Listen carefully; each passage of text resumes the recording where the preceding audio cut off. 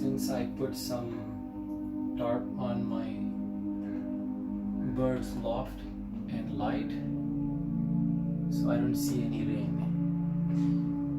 Yesterday, same time, 7:45 or 7:30 between, all my young birds fly away. I mean, I thought they will come back in 5 to 10 minutes because they were hungry and thirsty. So, but they did not show up. So all night long they were out, and I was really worried, and I have to go to work today. I left early in the morning, and it was still dark, and